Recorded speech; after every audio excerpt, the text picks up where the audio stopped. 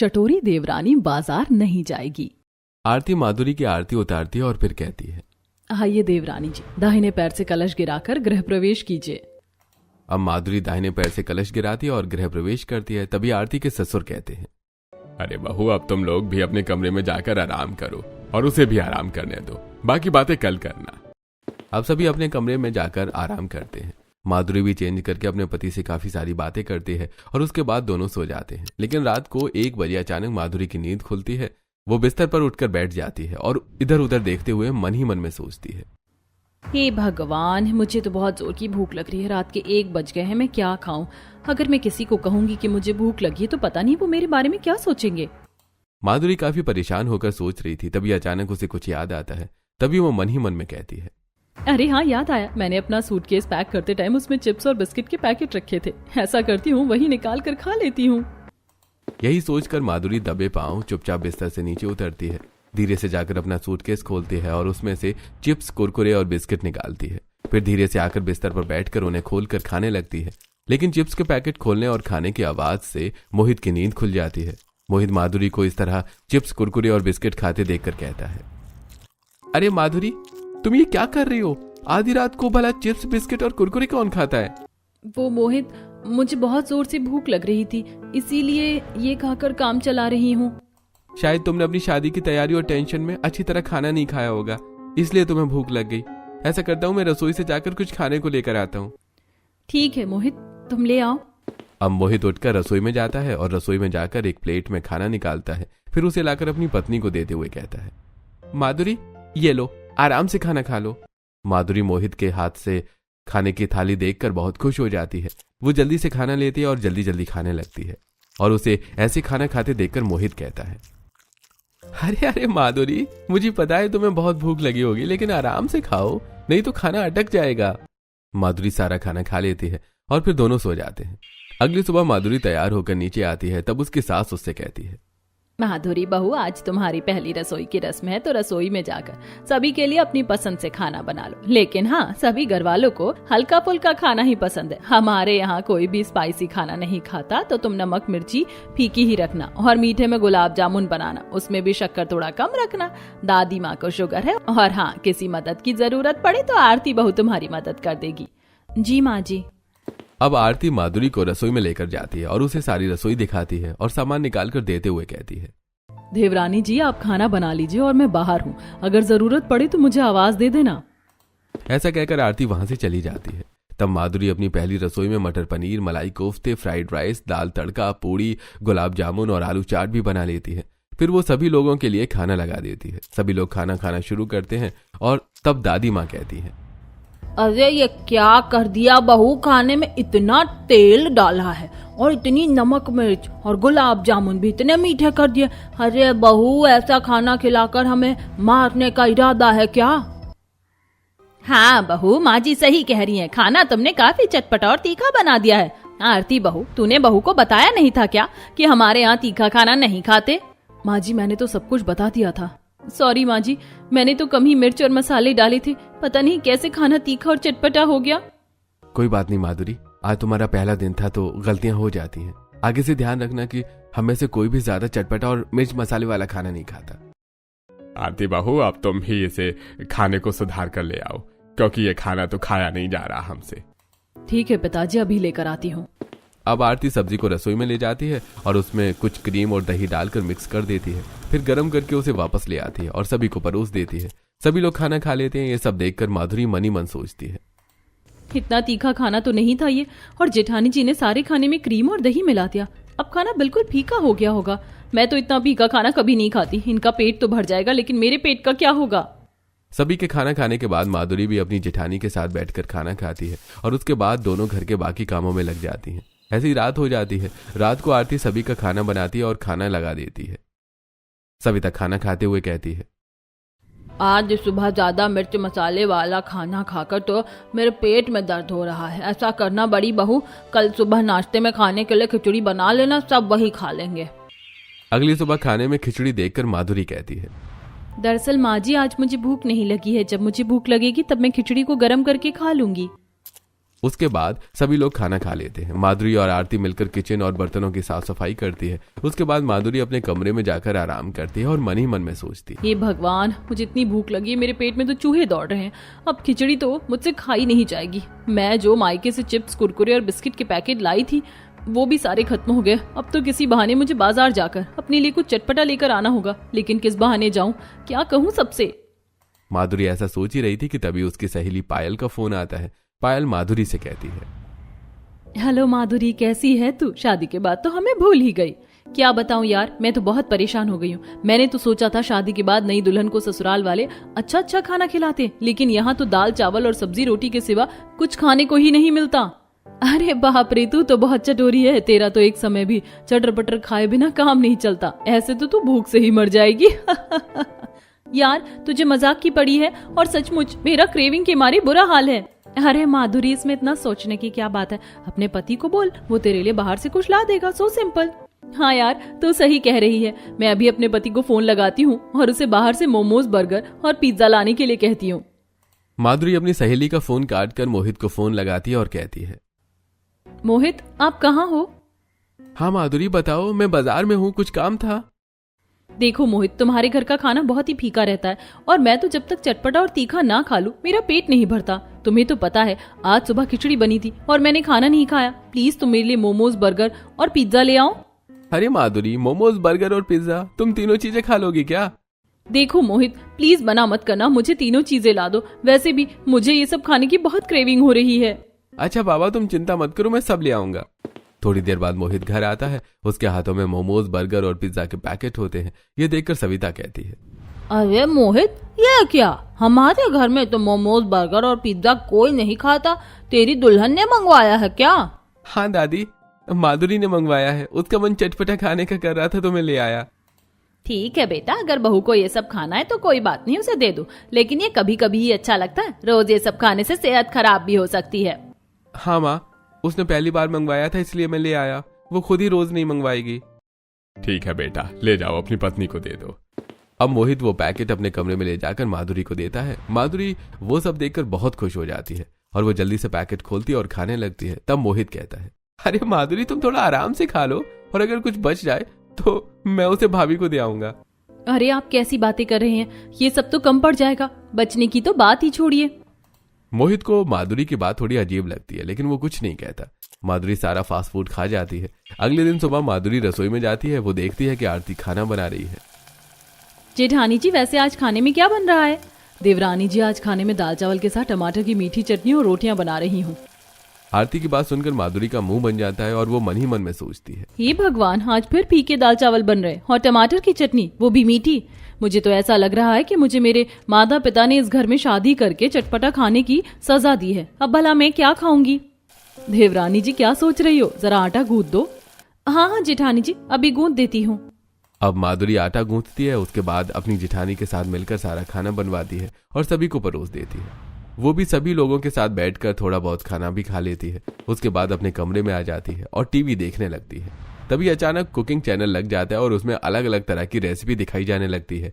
ये देखकर माधुरी की क्रेविंग और बढ़ जाती है। वो खड़ी होकर यहाँ वहां टहलने लगती है और मन में कहती है, हे भगवान, मुझे तो बहुत जोर से भूख लग रही है। क्या खाऊं समझ नहीं आ रहा। ऐसा करती हूँ कि मोहित को फोन कर देती हूँ। यही सोचकर माधुरी मोहित को फोन करती है और कहती है, हेलो मोहित, मुझे बहुत भूख लग रही है, तो प्लीज आते आते तुम आज पास्ता और नूडल्स ले आना। अरे माधुरी, अभी तुमने कल ही तो बाहर का खाया था, आज फिर तुम बाहर का मंगा रही हो। वैसे भी दादी और माँ देखेंगी तो गुस्सा करेंगी। देखो मोहित, मुझे बहुत जोर से भूख लगी है। तुम ऐसा करना कि आज सबकी आंखों से बचकर मेरे लिए पास्ता और नूडल्स ले आना प्लीज। माधुरी के इतना रिक्वेस्ट करने पर मोहित हाँ कह देता है। उसके बाद वो सभी की नजरों से बचकर पास्ता और नूडल्स लाकर माधुरी को दे देता है और कहता है, माधुरी, मैंने आज तो ये ला दिया है, लेकिन रोज रोज ऐसा बाहर का खाना अच्छी बात नहीं है। तुम्हें आज के बाद घर का ही खाना खाना पड़ेगा। मैं आज के बाद तुम्हारे लिए बाहर से कुछ भी नहीं लेकर आऊंगा। माधुरी का मोहित की बातों पर कोई ध्यान नहीं होता। वो तो जल्दी जल्दी पास्ता और नूडल्स खोलती है और उसे खाने लगती है।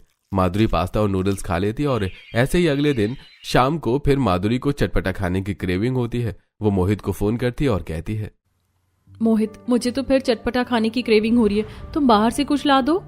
माधुरी, मैंने तुम्हें कल ही समझा दिया था, अब बाहर से कुछ नहीं आएगा। अगर तुम्हें कुछ खाना ही है तो घर का बना खाना खाओ। क्योंकि बाहर का खाना सेहत के लिए अच्छा नहीं होता। ऐसा कहकर मोहित फोन रख देता है। अब माधुरी परेशान हो जाती है और मन ही मन सोचती है, हे भगवान, मोहित ने तो मना कर दिया और मेरा काम तो एक दिन भी चटपटा खाए बिना नहीं चल सकता। माधुरी, अब कोई और तरीका सोच कि कैसे चटपटा खाना खाया जाए। थोड़ी देर सोचने के बाद माधुरी खुश होती है और अपने आप से कहती है, ये आइडिया सही रहेगा, अभी जाकर माँ जी से कहती हूँ। अब माधुरी अपनी सास के पास जाती है और कहती है, माँ जी, रसोई में तो सारी सब्जियां खत्म हो गई हैं और खाना बनाने का सामान भी खत्म हो रहा है, इसीलिए मैं सोच रही थी कि मैं बाजार चली जाती हूँ और सारा सामान ले आती हूँ। हाँ हाँ बहू, ये तो बड़ी अच्छी बात है। ऐसा कर, तू बाजार से जाकर सामान ले और अपनी जेठानी को भी साथ ले जा। अरे नहीं नहीं माँ जी, जेठानी जी दिन भर बहुत काम करती हैं, वो थक कर आराम कर रही हैं, आप उन्हें रहने दीजिए, मैं अकेली चली जाऊंगी। अरे बहू, तू जितनी आलसी दिखाई देती है उतनी है तो नहीं, मेरा मतलब है। हाँ हाँ, जा सब्जियां ले आ। अब भावना माधुरी को कुछ पैसे दे देती है और माधुरी बाजार की तरफ निकल पड़ती है। सबसे पहले वो बाजार जाकर एक पानी पूरी के ठेले पर पहुंचती है और कहती है, भैया जरा मुझे फटाफट पानी पूरी खिला देना, और हाँ, पानी पूरी थोड़ी तीखी बनाना। पानी पूरी वाला तीखी तीखी पानी पूरी बनाकर माधुरी को खिलाता है और माधुरी गपा गप पानी पूरी खाती जाती है। तभी भावना की दोनों पड़ोसन माधुरी को पानी पूरी खाते देख लेती है। तभी ललिता माधुरी से कहती है, अरे माधुरी बहू, लगता है तुमने काफी दिनों से पानी पूरी नहीं खाई है। हाँ चाची, आज बाजार आई थी तो सोचा थोड़ी पानी पूरी खा लूं। ललिता और शोभा माधुरी की इस बात पर मुस्कुरा देती हैं और सब्जियां खरीदने के लिए बाजार में चली जाती हैं। थोड़ी देर बाद माधुरी बाजार में सब्जियां खरीदने जाती है। तभी उसे बर्फ का गोला वाला दिखाई पड़ता है। माधुरी उसके पास जाती है और कहती है, भैया जरा एक बड़ा सा बर्फ का गोला बना देना। बर्फ का गोला वाला एक बड़ा सा बर्फ का गोला बनाकर माधुरी को दे देता है। माधुरी उसे भी खाने लगती है। ललिता और शोभा उसे देखकर आपस में बातें करते हुए कहती हैं, देख रही हो ललिता बहन, भावना की बहू खाने पीने में कितनी चटोरी है। पहले गोलगप्पे खा रही थी और अभी बर्फ का गोला खा रही है। हाँ हाँ शोभा बहन, वही तो। अब ललिता और शोभा सब्जियां खरीद कर अपने घर की तरफ निकल पड़ती हैं। थोड़ी ही देर बाद उन्हें पीछे से किसी के चलने की आवाज आती है। दोनों पलट कर देखती हैं तो पीछे माधुरी एक हाथ में सब्जियों का थैला लेकर दूसरे हाथ से बर्गर खाती हुई आ रही होती है। ये देखकर ललिता और शोभा दोनों चौंक जाती हैं। माधुरी बर्गर खाते हुए आगे निकल जाती है। तब शोभा ललिता से कहती है, दैया रे दैया, भावना की बहू के पेट में कितनी जगह है जो उसका पेट भारी नहीं रहा। इधर माधुरी जल्दी जल्दी बर्गर खाती है और अपने घर में पहुंच जाती है। फिर अपनी सास को सब्जियां देते हुए कहती है, माँ जी, बाजार में सब्जियां बड़ी महंगी थी, आपके दिए हुए पैसों में इतनी ही सब्जियां आई। अरे बहू, सब्जी वाले ने तुझे बेवकूफ बना दिया। खैर कोई बात नहीं, जाने दे, अगली बार से तू बड़ी बहू के साथ ही बाजार जाना। अब माधुरी सब्जियों को लेकर रसोई में जाती है और वहां रख देती है। तब तक आरती भी वहां जाती है और दोनों मिलकर खाना बनाने लगती हैं। इधर शोभा और ललिता बाहर हॉल में भावना के घर आई हुई थी और वो भावना से बातें करते हुए कहती हैं, अरे भावना, आज तेरी छोटी बहू बाजार में दिखी थी, अलग अलग तरह की चीजें खा रही थी, लगता है उसे खाने पीने का बड़ा शौक है। और तो और, एक हाथ में सब्जी का झोला लेकर दूसरे हाथ में बर्गर खाती हुई आ रही थी वो। वैसे जो भी हो, तुझे अपनी बहू को घर में ही ये सब खिला देना चाहिए। बच्चों की तरह रास्ते में खाते हुए चलना अच्छा नहीं लगता। मुझे लगा मैं तुझे बता दूं, अब आगे तेरी मर्जी। हाँ ललिता बहन, तुमने अच्छा किया, मैं अपनी छोटी बहू से बात करूंगी। बातें करने के बाद शोभा और ललिता दोनों चली जाती हैं। तब भावना माधुरी को आवाज देती है। माधुरी वहां आती है तो भावना उससे कहती है, माधुरी बहू, ये पड़ोसन क्या कह रही थी? तू बाजार जाकर चटर पटर खाती है और सब्जी लेते हुए रास्ते में भी खाती है। इसका मतलब है कि सब्जी के सारे पैसे तूने ही खर्च कर दिए। माँ जी, वो मुझे चटर पटर खाने का मन कर रहा था, इसीलिए मैंने थोड़ा। अरे बहू, अगर तुझे कुछ खाना ही तो घर में बनाकर खा लेना। आज के बाद बाहर का मत खाना, बाहर का खाना नुकसानदायक होता है। हाँ बहू, माँ जी सही कह रही है, बाहर का खाना सेहत के लिए अच्छा नहीं होता। ठीक है पिताजी, आज के बाद मैं नहीं खाऊंगी। माधुरी हाँ तो कह देती है, लेकिन 2 दिन बाद ही वो फिर से सब्जियां लाने के बहाने वो चाट की दुकान पर खड़ी होकर चाट खाती है। तभी माधुरी के ससुर महेश उसे चाट खाते हुए देख लेते हैं और उसके पास आकर कहते हैं, माधुरी बेटा, ये क्या है? तुम यहाँ खड़ी चाट खा रही हो, तुम्हें मना किया था ना बाहर खाने के लिए। हाँ पिताजी, वो मैं सब्जियां लेने आई थी तो बस थोड़ी सी चाट खा ली है। पापा जी प्लीज आप घर में मत बताना, वरना माँ और दादी माँ मुझ पर बहुत गुस्सा करेंगी। ठीक है, नहीं बताऊंगा, लेकिन एक शर्त पर, आज के बाद तुम कभी भी बाहर का कुछ नहीं खाओगी। ठीक है पिताजी, पक्का नहीं खाऊंगी। माधुरी के ऐसा कहने पर उसके ससुर वहां से चले जाते हैं। उनके जाने के बाद माधुरी को एक समोसे का ठेला दिखाई देता है। माधुरी उसे देखकर मन ही मन सोचती है, पापा जी तो चले गए, ऐसा करती हूँ आज एक समोसा खा लेती हूँ, कल से नहीं खाऊंगी। ये सोचकर माधुरी समोसे वाले के ठेले के पास जाती है और उसे 4 समोसे देने के लिए कहती है। समोसे वाला समोसे पैक करके देता है। तभी माधुरी को उसके जेठ बाजार में दिखाई देते हैं। माधुरी समोसों को चुपचाप सब्जी के झोले में रख लेती है और घर आ जाती है। तभी माधुरी की सास कहती है, आ गई बहू, बड़ी देर लगा दी तूने बाजार से आने में। माँ जी मेरी सहेली मिल गई थी ना, तो उससे बात करने लगी थी, इसीलिए देर हो गई। मैं ये सब्जियां फ्रिज में रख देती हूँ। अब माधुरी सारी सब्जियां फ्रिज में रखती है और उन समोसों को अपने कमरे में लाकर छुपा कर रख देती है। उसके बाद वो किचन में जाती है और अपनी जिठानी के साथ मिलकर खाना बनाती है और सभी को खाना परोसती है। सभी लोग खाना खाने लगते हैं। तब सविता माधुरी से कहती है, अरे माधुरी बहू, तुम भी तो खाना खा लो। नहीं नहीं दादी माँ, आज मुझे भूख नहीं लगी है, मुझे जब भूख लगेगी तब खा लूंगी। ऐसा कहकर माधुरी खाना नहीं खाती। सभी लोग खाना खा लेते हैं। उसके बाद माधुरी और आरती सारा काम निपटाती हैं। फिर माधुरी अपने कमरे में जाती है और चुपचाप समोसे निकाल कर खाने लगती है। थोड़ी देर बाद आरती किसी काम से माधुरी के कमरे में आती है तो देखती है कि माधुरी समोसा खा रही है। ये देखकर आरती माधुरी से कहती है, अरे ये क्या माधुरी, तुमने खाना नहीं खाया और तुम समोसे खा रही हो। तुम्हें पता है ना बाहर का खाना अच्छी बात नहीं है। हाँ जेठानी जी, बस मैं बाजार गई थी तो समोसे देखे तो ले आई।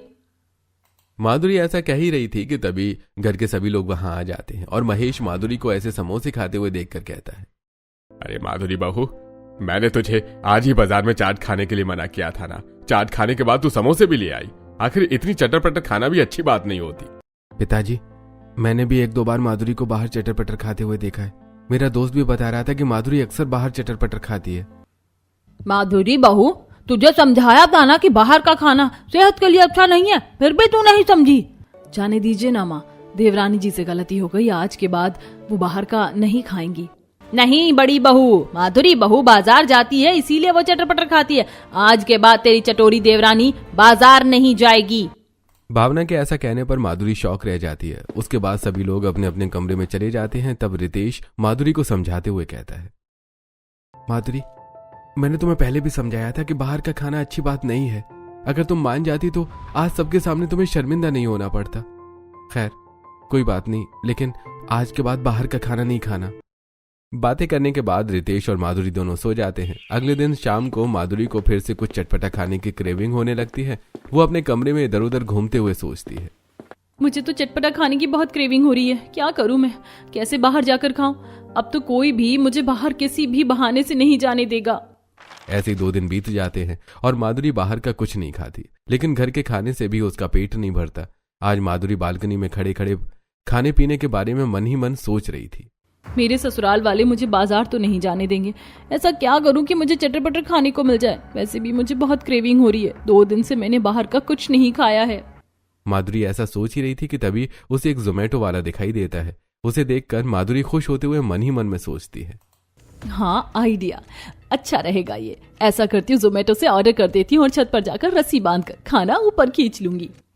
यही सोचकर माधुरी जोमेटो वाले को फोन करती है और कहती है, भैया आप मेरा ऑर्डर लिख लीजिए। मुझे 1 प्लेट मोमोज चाहिए, 1 प्लेट पास्ता चाहिए और हाँ 1 चीज बर्गर लाना मत भूलना। देखिए बिल्डिंग नंबर 17 के बाहर आकर आप मुझे कॉल करना। मैं छत से रस्सी में एक डब्बा बांधकर नीचे फेंकूंगी और आप उसमें मेरा पार्सल रख देना। मैं ऊपर खींच लूंगी और पैसे मैं आपको अभी पे कर देती हूँ। ऐसा कहने के बाद माधुरी जोमेटो पर पैसे पे कर देती है। उसके बाद वो अपनी सास के पास आती है और कहती है, मुझे थोड़ा बोर लग रहा है, मैं थोड़ी देर के लिए छत पर जा रही हूँ। हाँ हाँ बहू जा। माधुरी छत पर चली जाती है। तब सविता भावना से कहती है, बेचारी बहू मार्केट नहीं जा पा रही, इसीलिए उसे इतना बोर लग रहा है। वैसे मुझे लगता है कि अब बहू के बाहर के चटर पटर खाने की आदत छूट जाएगी, फिर तुम उसे बाजार जाने देना। हाँ माँ जी, मैं भी यही सोच रही थी। उधर माधुरी छत पर पहुंच जाती है और छत पर रखे एक डिब्बे को रस्सी से बांधती है और उसे नीचे फेंक देती है। जोमेटो वाला उसमें पार्सल रख देता है और माधुरी उसे ऊपर खींच लेती है। तभी रस्सी खींचते हुए मन में सोचती है, चलो अच्छा है कि आज मुझे चटर पटर खाने को मिल जाएगा। मेरे ससुराल वालों की चले तो वो तो मुझे भूखा ही मार दें। अब डिब्बा ऊपर लेकर माधुरी छत पर पार्सल खोलती है और उसे फिर सभी चीजें बड़े चाव से खाने लगती है। तभी अचानक वहां पर आरती कपड़े फैलाने के लिए आ जाती है और माधुरी को इस तरह देखकर अपनी सास को आवाज देने लगती है। थोड़ी देर में पूरा परिवार छत पर आ जाता है और सभी उसे रंगे हाथों पकड़ लेते हैं। ये सब देखकर सविता कहती है, हे भगवान माधुरी बहू, तेरा पेट में कोई कुआं है क्या जो घर के खाने से नहीं भरता? इतना समझाने के बाद भी तुझे कुछ समझ नहीं आया? माधुरी उन सभी को देखकर बहुत घबरा जाती है और घबराहट की वजह से बेहोश हो जाती है। उसे बेहोश होता देखकर महेश सभी को डांटते हुए कहता है, अरे अब क्या तुम लोग भी बहू के पीछे पड़ गए? अरे बच्ची है, उसे समझाकर छोड़ देना चाहिए था। अब देखो वो बेहोश हो गई। चलो चलो मोहित, तू देख क्या रहा है? जल्दी से बहू को गोद में उठाकर नीचे ले चल और डॉक्टर को फोन कर। और रितेश, तू जरा अपने भाई की मदद कर। अब मोहित और रितेश माधुरी को उठाकर उसके कमरे में लाते हैं और सुला देते हैं। फिर मोहित डॉक्टर को फोन करता है। लेडी डॉक्टर घर आती है और टेस्ट करके सभी लोगों को बताती है। देखिए, बीपी हाई होने की वजह से बेहोश हो गई थी। वैसे इनका टेस्ट करके मुझे लगता है कि ये बाहर का खाना बहुत खाती हैं। अब आप सभी को इनका खास ख्याल रखना पड़ेगा क्योंकि ये प्रेग्नेंट है। इन्हें जो भी खिलाना है कम तेल मसाले का घर का ही खिलाइए, बाहर का मत खाने दीजिए। अरे डॉक्टर साहब, आपने इतनी अच्छी खबर सुनाई है कि अब हम सब अपनी बहू का बहुत ख्याल रखेंगे और उसे बाहर का बिल्कुल नहीं खाने देंगे। उसके बाद डॉक्टर चली जाती है। यह खबर सुनकर सभी लोग बहुत खुश थे। जब माधुरी को होश आता है तब सविता उससे कहती है, बहू अब तुझे अपना और ज्यादा ख्याल रखना पड़ेगा और आज से बाहर की चीजें खाना बिल्कुल छोड़ देना है। तू माँ बनने वाली है। माधुरी ये बात सुनकर बहुत खुश हो जाती है और कहती है, क्या सचमुच दादी माँ? क्या मैं माँ बनने वाली हूँ? ये तो बहुत खुशी की बात है। हाँ बहू, हम सब तेरे लिए बहुत खुश हैं। और देवरानी जी, आपको क्या खाना है आप मुझे बताइएगा, मैं आपको अपने हाथों से बनाकर खिलाऊंगी। अब आरती अपनी देवरानी के लिए अलग अलग तरह की खाने की चीजें बना रही थी, लेकिन माधुरी को वो सब खाकर बिल्कुल भी मजा नहीं आ रहा था। ऐसे ही 3 दिन और बीत जाते हैं। आरती माधुरी को सूजी का उपमा बनाकर लाकर देती है। माधुरी उपमा खाती है तो आरती पास में खड़ी रहती है। देवरानी जी, उपमा अच्छा बना है ना? हाँ हाँ जेठानी जी, उपमा अच्छा बना है। देवरानी जी, इसके बाद अगर आपको भूख लगे तो आप फ्रूट्स खा लेना। अच्छा, मैं रसोई में काम देख लेती हूँ, आप आराम करो। ऐसा कहकर आरती रसोई की तरफ चली जाती है। तब माधुरी सबसे पहले उठकर अपने रूम का दरवाजा बंद करती है और उपमा को देखते हुए मन ही मन में सोचती है, जेठानी जी को ये कैसे लगा कि इतना फीका उपमा मुझे पसंद आएगा? मुझसे तो ये खाया ही नहीं जा रहा है और मुझे फल भी नहीं खाए जाते हैं। ऐसा करती हूँ कि उपमा को खिड़की से बाहर फेंक देती हूँ। अब माधुरी उपमा को खिड़की से बाहर फेंक देती है। अब रात हो जाती है। सभी लोग खाना खाने के लिए बैठे होते हैं। आरती माधुरी को खाना खाने के लिए बुलाने आती है तो माधुरी कहती है, नहीं नहीं जेठानी जी, मुझे भूख नहीं लगी है। मैंने उपमा खा लिया था ना, तो मेरा पेट भर गया।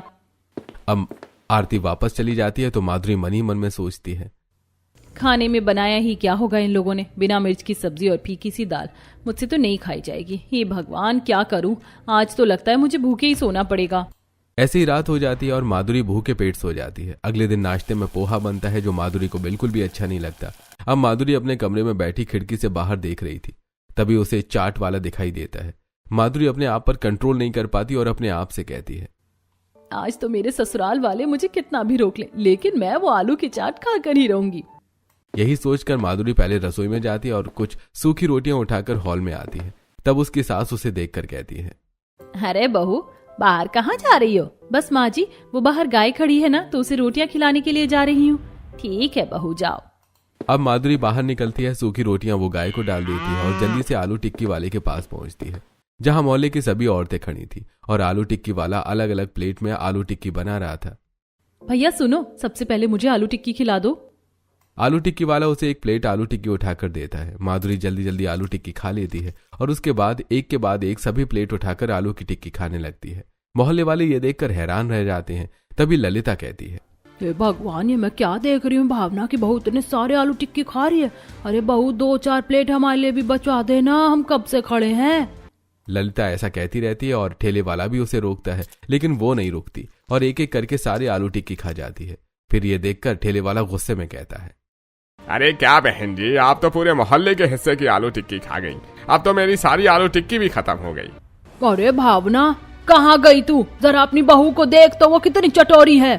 अंदर बैठी भावना को ललिता की आवाज सुनाई देती है। तभी भावना, माँ जी, ये ललिता की आवाज बाहर से क्यों आ रही है? चलिए जरा चलकर देखते हैं। भावना और सविता बाहर आते हैं तो उन्हें सारी बातें पता चलती हैं। ये सब सुनकर भावना कहती है, अरे बहू, तू तो गाय को रोटी डालने के लिए आई थी ना, तो फिर यहाँ आलू चाट क्यों खाने लगी? क्या करूँ माँ जी, आप लोग मुझे बाजार जाने नहीं देते। बहुत दिनों बाद ठेले वाले भैया आए थे तो मैंने उनसे ही आलू टिक्की चाट खा ली। हे भगवान, ये लड़की भी ना। चल जल्दी से अंदर जाओ और अब बाहर मत निकलना। अब माधुरी घर में आती है और अपने कमरे में चली जाती है। सास और दादी दोनों हॉल में आकर बैठती हैं और आरती को सारी बातें बताती हैं। ये सुनकर आरती कहती है, माँ जी, माधुरी के लिए बाहर का खाना बिल्कुल भी हेल्दी नहीं है। आपको याद है ना, डॉक्टर ने मना किया है। किसी भी तरह हमें अब माधुरी को घर के बाहर जाने से रोकना होगा। हाँ बहू, तुम सही कह रही हो। अब हमें 24 घंटे माधुरी पर नजर रखनी होगी, नहीं तो वो अपना नुकसान कर लेगी। शाम को मोहित जब घर आता है तो भावना उसे सारी बातें बताती है। ये सुनकर मोहित कहता है, माँ मैं तो माधुरी को समझाने की बहुत कोशिश कर चुका हूँ, लेकिन उसकी चटपटा खाने की आदत जा ही नहीं रही है। जो भी हो, अब हमें उसे बाहर निकलने से रोकना होगा। ठीक है मोहित, लेकिन अभी तो माधुरी के पास जाओ और उसका ख्याल रखो। अब मोहित अपने कमरे में चला जाता है और उससे प्यार से बातें करता है। ऐसे 4 दिन और बीत जाते हैं और माधुरी को बाहर का कुछ चटपटा खाने की क्रेविंग हो रही थी। तभी माधुरी मन ही मन में सोच रही थी, हे भगवान, मेरे ससुराल वालों ने मुझ पर इतनी कड़ी नजर रखी है कि मुझे बाहर ही नहीं निकलने दे रहे। कुछ भी हो जाए, आज तो मैं बाहर का खाकर ही रहूंगी। लेकिन कैसे? आज तो संडे है और सभी लोग घर पर ही हैं। मुझे कुछ तो करना होगा। यही सोचकर माधुरी हॉल में जाती है तो परिवार के सभी लोग वहां बैठे होते हैं। तभी अपनी सास से कहती है, माँ जी मुझे बाजार जाने दीजिए, थोड़ी देर में लौट आऊंगी। नहीं नहीं माधुरी, तुम कहीं नहीं जाओगी, मैंने तुम्हें मना किया है। अब मना करने के बाद भी माधुरी दरवाजे से बाहर जाने लगती है। तब भावना कहती है, देखो मना करने के बाद भी वो बाहर जा रही है, चलो सब लोग मिलकर रोको इसे। माधुरी अब तुम बाहर नहीं जाओगी, तुम्हें समझ में नहीं आता क्या हमारी बात? आज तो कुछ भी हो जाए, मैं बाहर जाकर बाहर का खाकर ही रहूंगी। ऐसा कहकर माधुरी बाहर निकलने की कोशिश करती है। तभी परिवार के सभी लोग एक दूसरे का हाथ पकड़कर चेन बनाते हैं और माधुरी को रोकने की कोशिश करते हैं। लेकिन माधुरी भी चेन को तोड़कर नीचे से निकल जाती है और बाजार की तरफ दौड़ लगाती है। उसके पीछे पूरा परिवार भी बाजार की तरफ दौड़ लगाता है। सभी लोग माधुरी के पीछे दौड़ते हैं। सारे मोहल्ले वाले उन्हें देखकर हंसते हैं। जब तक वे बाजार पहुंचते हैं तब तक माधुरी पानी पूरी खा चुकी होती है। अब सभी लोग माधुरी को पकड़कर घर वापस लेकर आते हैं और उसके कमरे में छोड़ देते हैं और बाहर हॉल में आकर बैठकर बातें करते हैं। तभी सविता कहती है, मुझे तो समझ में नहीं आता कि बहू को कैसे रोके, हमारी हर कोशिश बेकार हो गई। माँ जी मेरे पास एक तरीका है, कान इधर लाइए।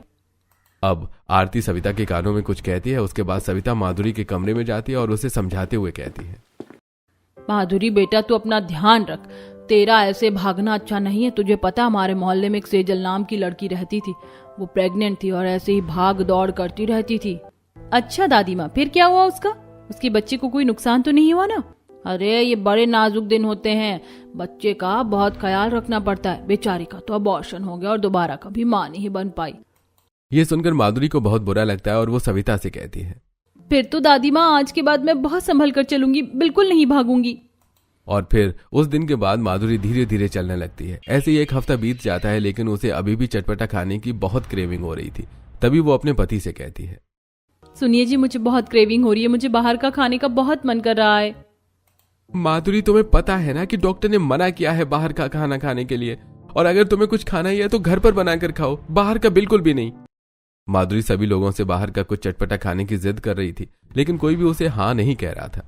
ऐसे ही एक दिन सभी लोग लिविंग रूम में बैठे टीवी देख रहे थे। तभी आरती ने जानबूझकर एक ऐसा वीडियो लगा दिया जिसमें एक औरत प्रेग्नेंट थी और तीखा खाने की वजह से उसके बच्चे का लिवर डैमेज हो गया था, जिससे उसे अबॉर्शन करवाना पड़ा। ये देखकर माधुरी बहुत डर जाती है और कहती है, भाभी क्या सचमुच ऐसा होता है? हाँ माधुरी, ज्यादा मिर्च मसाला खाने से बच्चे का लीवर डैमेज हो सकता है, इसीलिए तो मना करते हैं कि प्रेगनेंसी में फीका खाना खाना चाहिए। अब माधुरी बहुत डर जाती है और कहती है, ठीक है भाभी, तो आज के बाद मैं बाहर का तीखा और चटपटा खाना नहीं खाऊंगी।